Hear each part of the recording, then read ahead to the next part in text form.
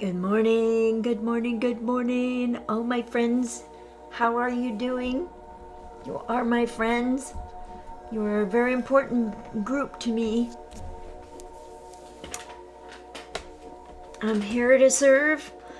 I am tuned in, tapped in, and turned on, baby cakes.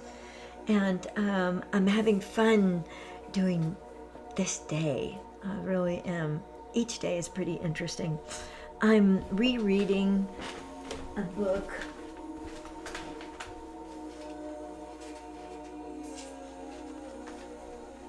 Sorry about that. Just going to get the thing I forgot. I'm rereading a book called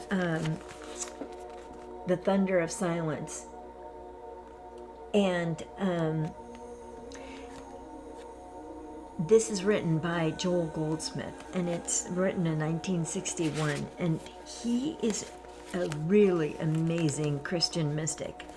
And he was pretty off-center. He was really bringing in through new information,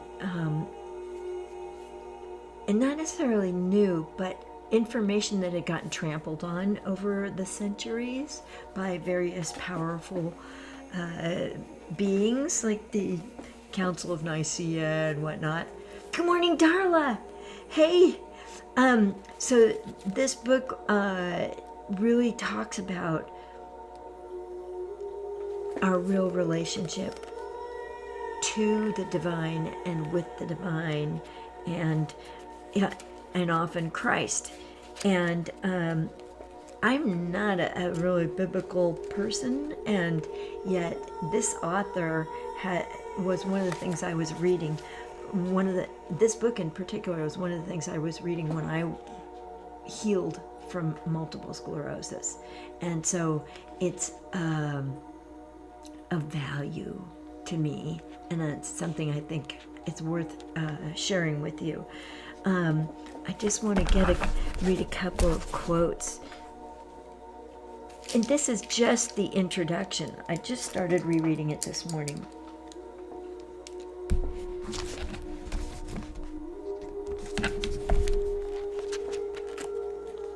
Harmony is found not by exchanging one condition of bondage for another, but by coming out from under the law and living under that grace, which is the gift of God.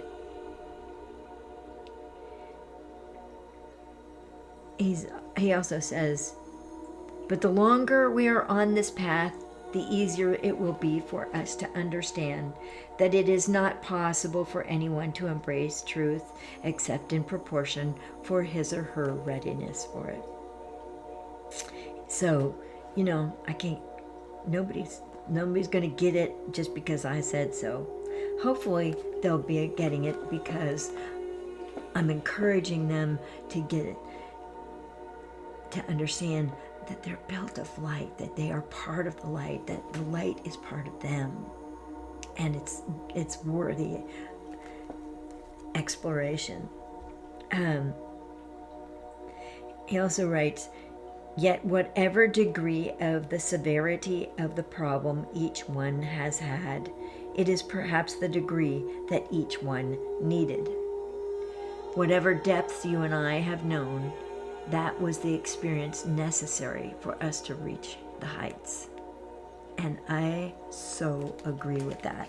I mean, some people see my life as really being harsh and difficult, and I had 3 tubal pregnancies and a miscarriage, and I had an adopted baby I had to get back, and then I got MS, and I got to be disabled with that for like 10, 20 years. And now I'm not. And then I had to do sobriety. I had to become a sober person. And, there's some rough road business in there. But, it was necessary. It was all really, really necessary. And it's only with 20/20 hindsight looking back that was grace working in my life. And it was through grace that I got to heal.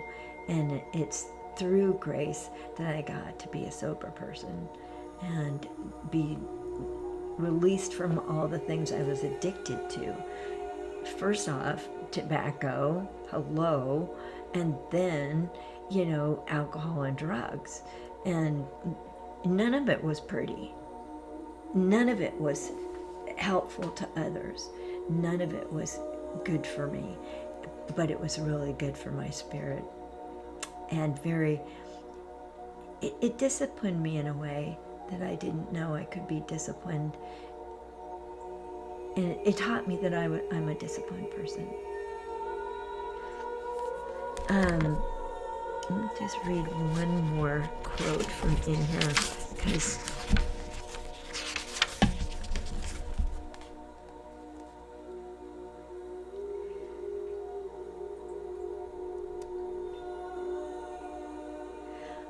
okay, here we go. Let me assure you that I have no interest whatsoever in establishing a new religion or a new religious teaching, or in setting up any person or group of persons to be obeyed whose dictates and opinions are in any way considered binding, final, or infallible. I have no intention or desire to leave behind me any kind of religious organization, anything that anyone can join, promote, publicize, or use for personal profit, or even anything that anyone can feel he or she can rely upon for his or her salvation. If there is anything that I would like most of all to do in my span of life on earth, is to remove from humanity all those props or crutches upon which he or she has relied. And that's the crux of the thing, is how am I relying upon the divine today? How am I relying upon the divine today? And what are my divine instructions for this day? How can I be useful and helpful to others? So I'm just getting the Facebook thing up on my screen here so I can see if anybody wrote in any questions that I haven't even seen yet. Darla,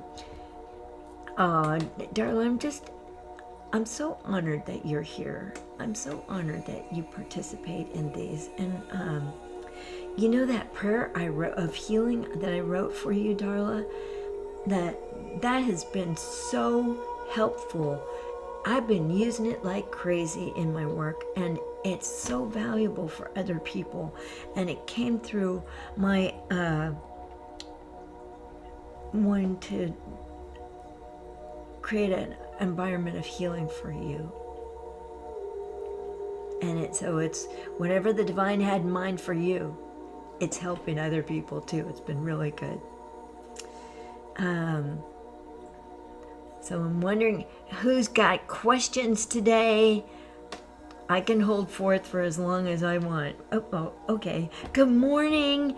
And there's Pat Hansen. Yes, that was a nice meditation this morning. Anubis was in fine form, huh? Darla says, is there a way I can more clearly remember my dreams? I feel the dreams have moved on to a deeper level, but I'm on the edge of the content and meaning. Okay.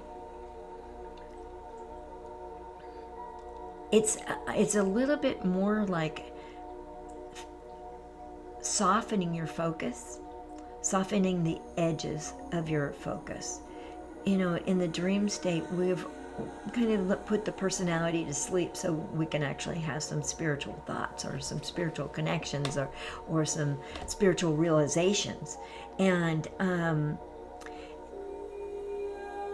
So if you feel like you're on the edge of the content and the meaning of them, when you wake up in the morning, rather than bounce out of bed, soften your focus and ask what you need to know about your dreams that will help you today.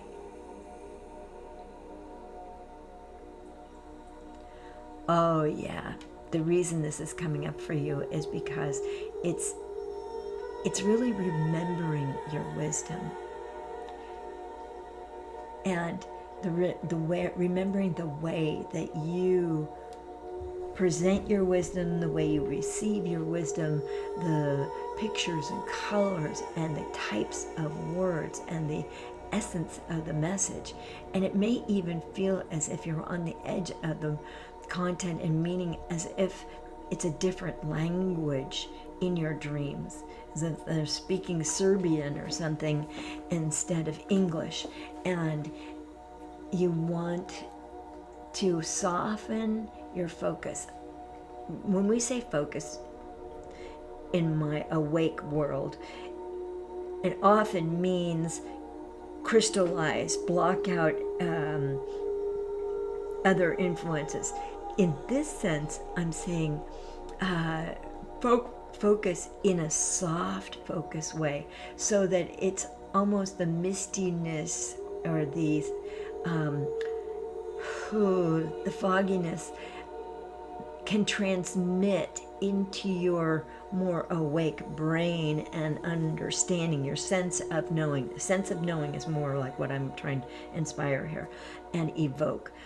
And so the soft focus can transmit through the fogginess into your sense of knowing.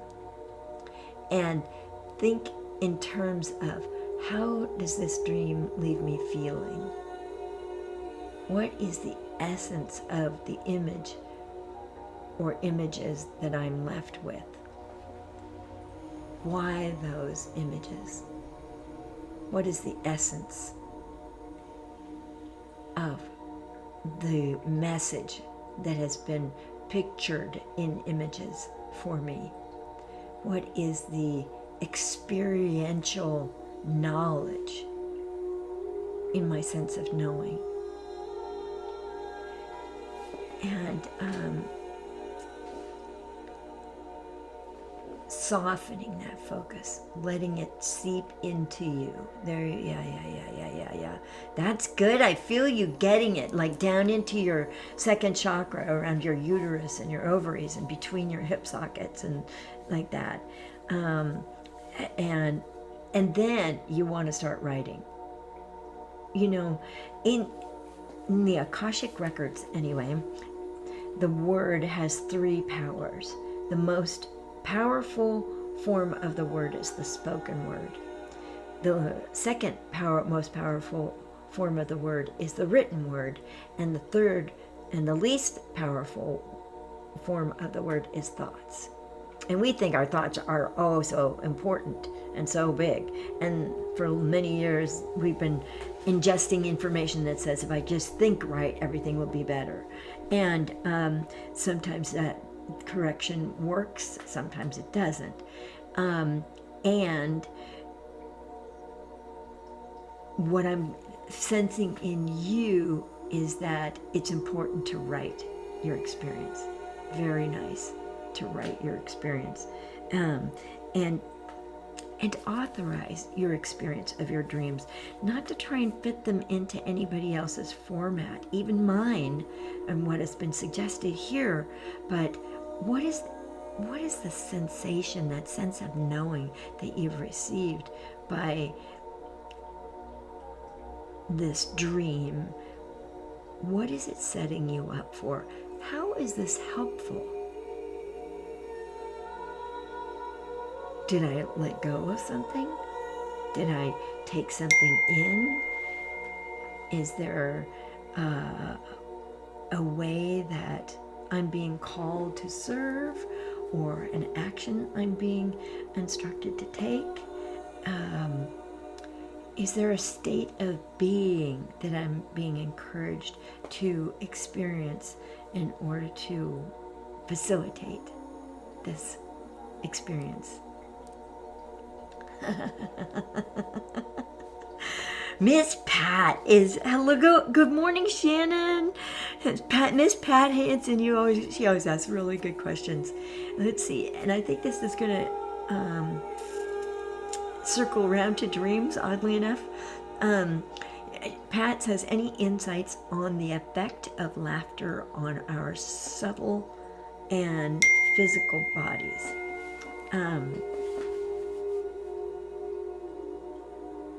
Well, it's like shaking a box of Cracker Jacks. Cracker Jacks, it's such a spiritual term. But it's, remember when if you got it, you shook it and like it would break up the pieces so they weren't stuck to each other, and you could find the little present in there, the little gifty thing or toy or whatever it was inside of them. Laughter shakes things up, and we take everything so seriously and so personally, and this is how this ties into dreams. My personality wants to take everything personally. My ego wants to say it's all about me, right? Everything is about me. Well, maybe not. Maybe it doesn't really have anything to do with me. And when I laugh, I make room in my body for, well, the comedy of errors that life is. And I make room for how my body needs to be. And it's like dancing. It moves things and makes the energy in my physical body move around and be different and shakes things up, and I get to take myself less seriously. Let's see. I want to see what else is being presented to me on that. And as it relates to dreaming, I think allows a non-serious, non-personal presentation of information or a summary of experiences that isn't ego-based, isn't the comedy of errors. It reminds me that I can think a different place and be there. And one of the things I've been listening to lately is Bashar. He's channeled by Daryl Anka, and his work is very interesting. It used to bother me that it came through so strongly, and he moved so this way, and it comes so fast and hard, and like, whoa, like, I mean, as a channel, it's like, that's kind of jarring. But now we're talking about shaking it up and being different, and loosening up our thoughts, and loosening the connections, or that we the pieces that we have all stuck together, that they're like, we think they're all of a piece and they're required, and they're not. And like, so as we shift our perspective, and what Bashar talks about is, what is my preferred reality? Well, my preferred reality is that I am in fabulous health. I have plenty of money.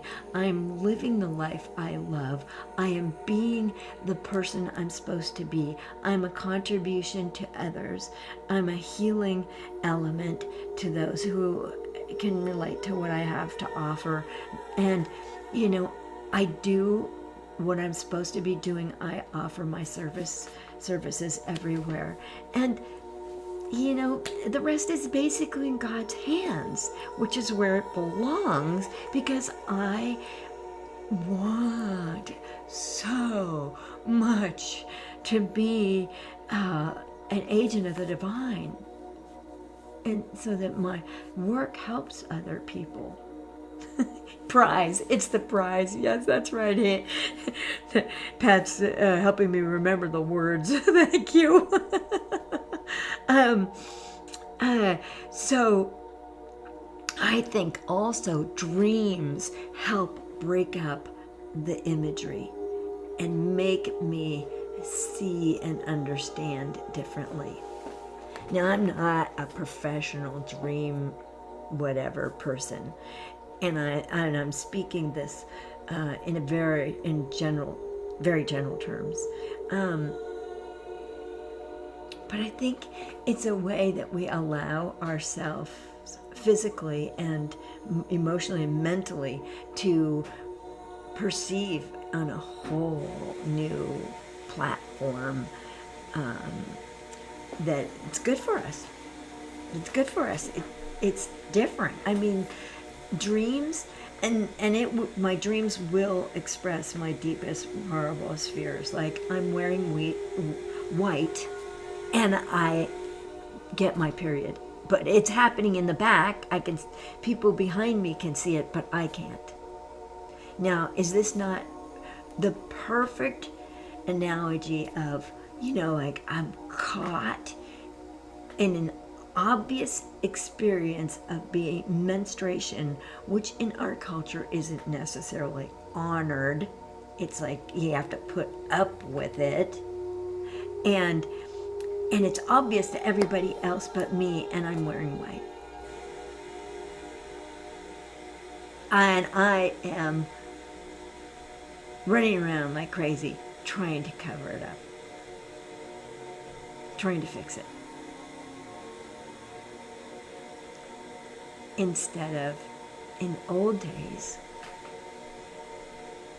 the very old days, or in other cultures, the women get together and their cycles have kind of matched up, and they're in a similar time zone, and they get together and use that as moon time, as a spiritual inspiration, as a way of women connecting with women and being in female energy in the way that only women can be with women.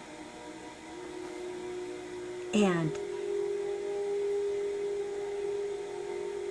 not being embarrassed or ashamed, but honoring the cycle of change in our bodies.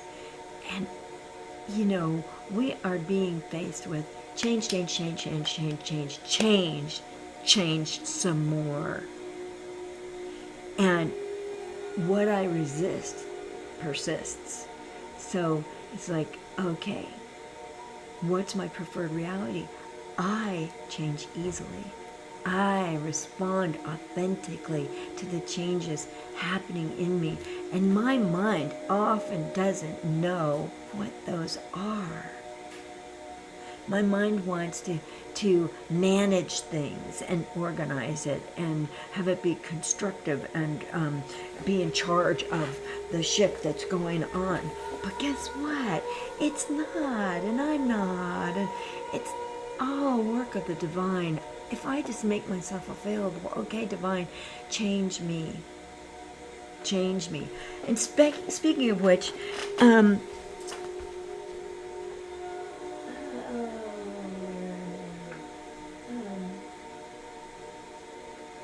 Jesus, change me prayers. I mean, right there.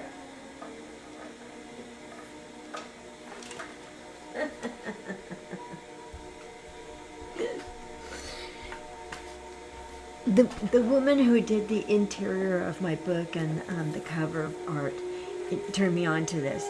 Change me prayers.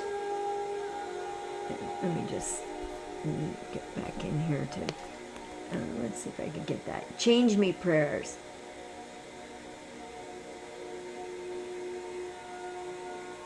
By Tasha Silver. And those in the Bay Area might recognize her. She had a column for a very long time in, I think, the Examiner, which was a local paper, which I don't believe exists. But her perspective is things like this. Change me, beloved. into one who allows the universe to give to me. I'm going to start over. Change me, beloved, into one who allows the universe to give to me every way it chooses. May I be fully open to receive, knowing the divine is my complete source. Let me release all perfectionism and fear of doing it wrong. Let me dive straight into your heart, oh God. I mean, change me into one who allows the universe to give to me in every way it chooses. I'm not in charge. The divine's in charge, including in the way it's giving to me. Here, I'll do it again. Change me, divine beloved, into one who can allow the flow in the moment, finding humor and acceptance in even the silliest events. May I accept reality as it is. Free me from the prison of duality, knowing all I encounter is my own self. Let me adapt to what I cannot change, seeing gifts in every dilemma. Change me, divine beloved, into one who can flow in the moment, finding humor and acceptance in even the silliest of events. Okay, that's a good book. I do recommend this one. And she tells, whoops, I'm trying to get it right on Zoom. It's hard to do. I'll put it in the comments so that you can get one too. Tasha Silver, thank you very much. That is very useful. And,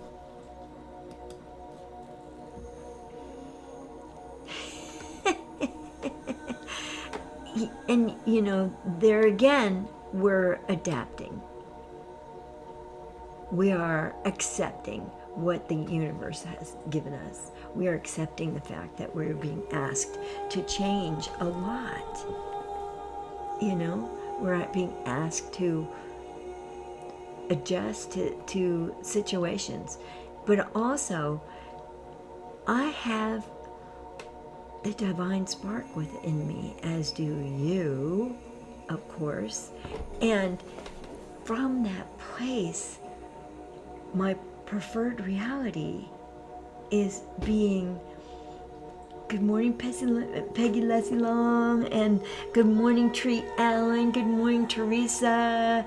Goodness gracious. The more I allow the divine to be my source, and I state within myself, my preferred reality is exactly what I'm experiencing.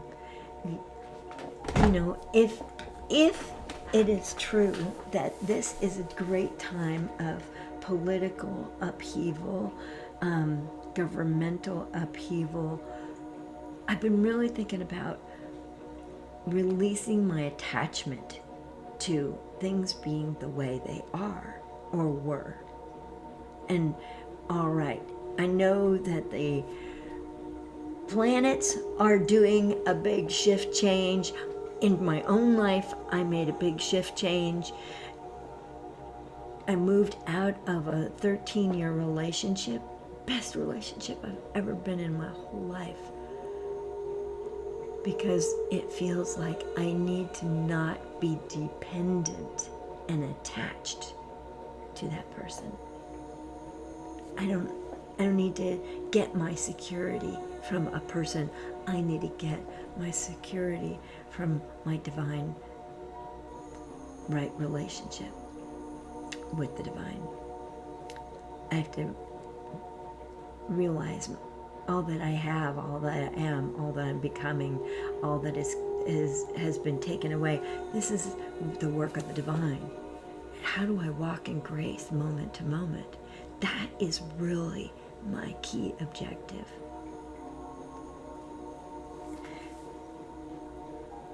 Divine, change me into one who easily hears and knows and acts upon your inspirations. And divine beloved, turn up my hearing. I'm a little deaf. I'm a little resistant. You know,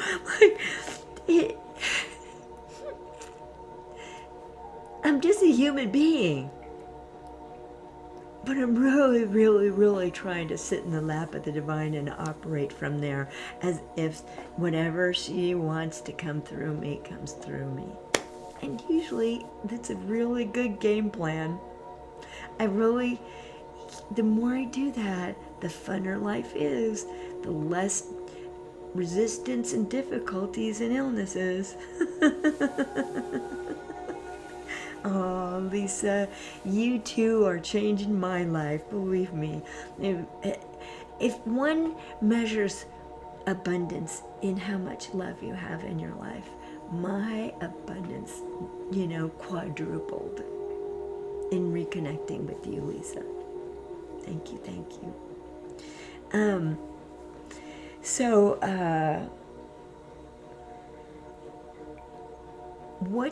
It'd be fun to have people write in the comments, what is your preferred reality? Let's just start with, what's your preferred reality regarding your body? And write that in the comments, and let us all add to the enhancement and the empowerment of that preferred reality. I know for me, I've been getting over the shoulder injury and the sore arm, and it is getting better. It's getting a lot better. And if I push some buttons on my Centropics EMF mat, I'm going to move into the Transform program and hit go. It will help my whole body as well as the healing of my shoulder and my arm. Okay, so my preferred reality is that my health is restored to perfection, to the original design. Can anyone get behind that? Pat says, sometimes doing it wrong is actually the right thing to do. Well, I couldn't agree more. I couldn't come up with a good reason to split up with my beloved sweetheart, Peter. I just knew that I had to do it. I got to this point where it just hit a wall, and I was like, I had to go in the new direction. And it wasn't because he was a jerk or an asshole or stingy or thoughtless or unkind or ingenerate. I didn't have a list on him. I usually leave a relationship when I have a list. If you were, no, you did this and you that. And I don't have a list on him. Pat says, constantly guided by my divine, great health, financial independence, wonderful community. Amen!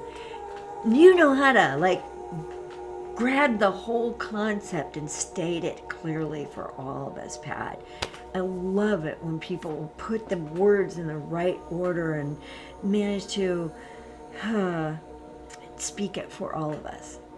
Because that's where the rubber meets the road, right? Constantly guided by my divine.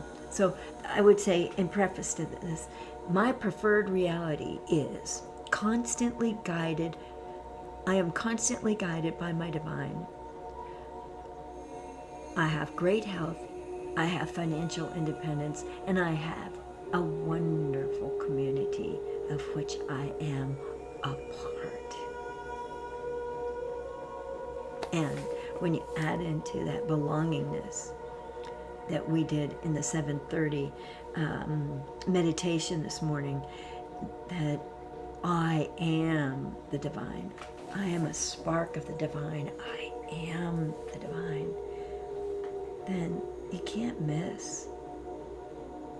I mean, it seems, I would think that, like, for someone like Darla, whose perspective has been more biblical, it's like saying I am the divine is way too big. Or trying to usurp the divine's power. No. I'm just trying to realign myself with the truth of my being. As the divine says, thank you, Teresa. I honor you too. Woohoo!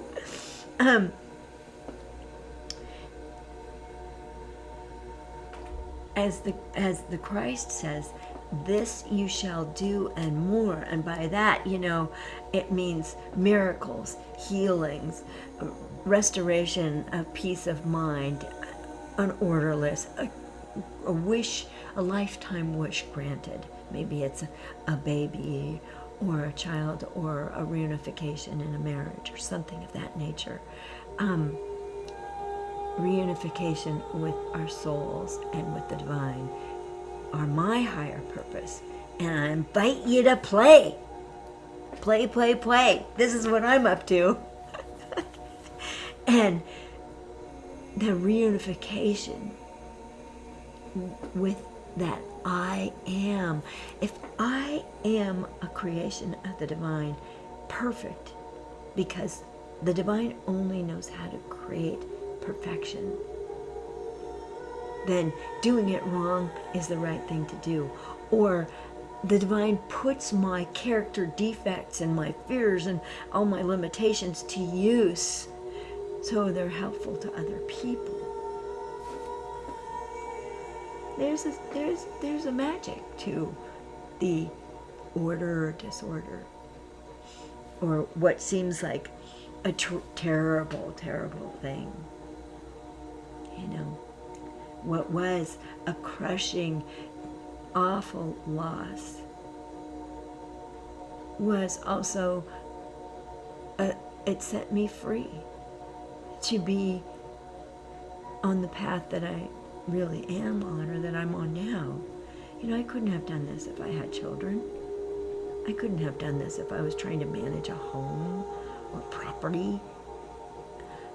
But since I don't have those responsibilities and those pulls on my attention and my focus, I get to do this. I'm very happy about it. Can you tell? So, what else are people saying about what's your preferred reality? Put it in your words. Put it in the way that you talk to your soul and the divine. What is your preferred reality?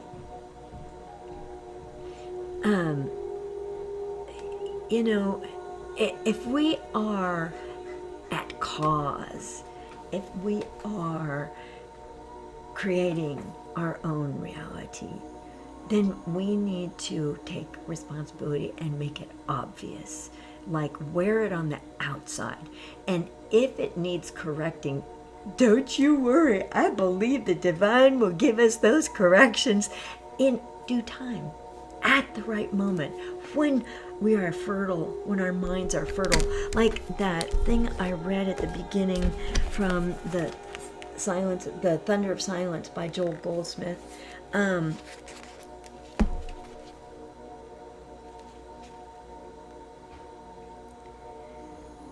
The degree of severity of the problem that each one has had is perhaps the degree each one has needed.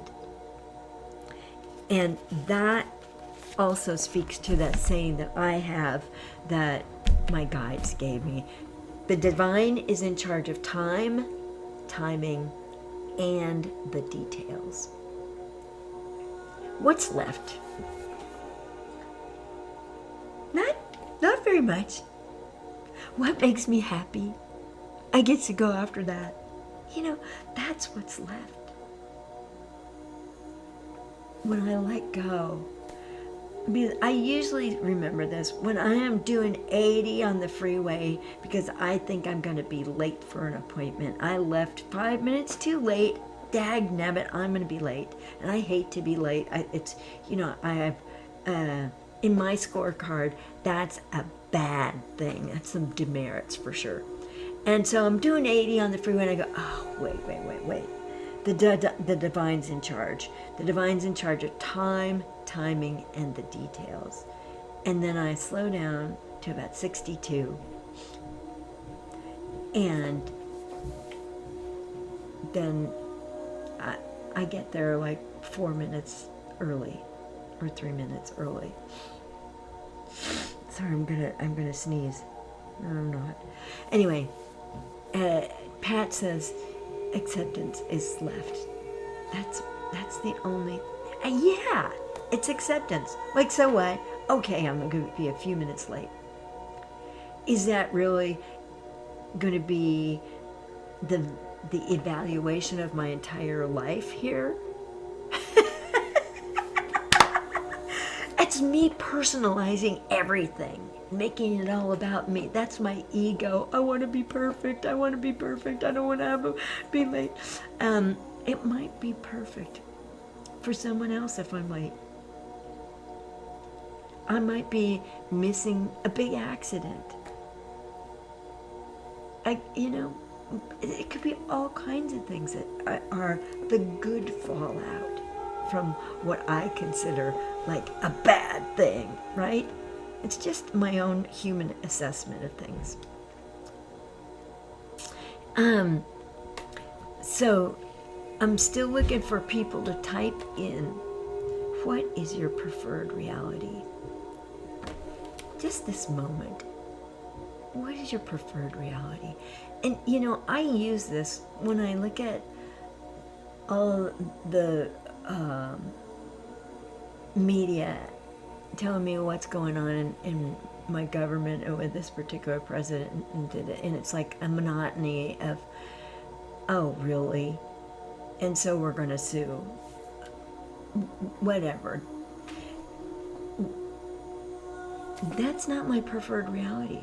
I'm not paying attention to that because that is not my preferred reality, and I am coming from a place that I create my reality in the and under the auspices of divine guidance.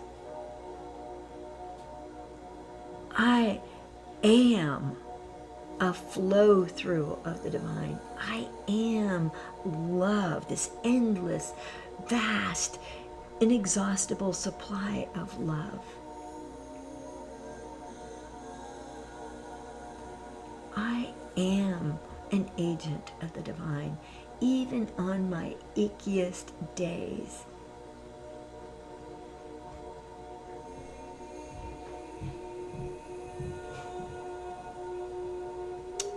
What is your divine preferred reality? What is your preferred reality? Okay. I'm having the feeling that it's... Now they want me to get a quote out of my book. Alrighty then.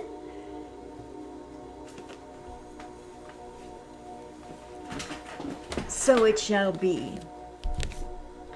And this is from my book, Bringing Forth Soul Consciousness, an Akashic Records Guide to Living a Fulfilled Life.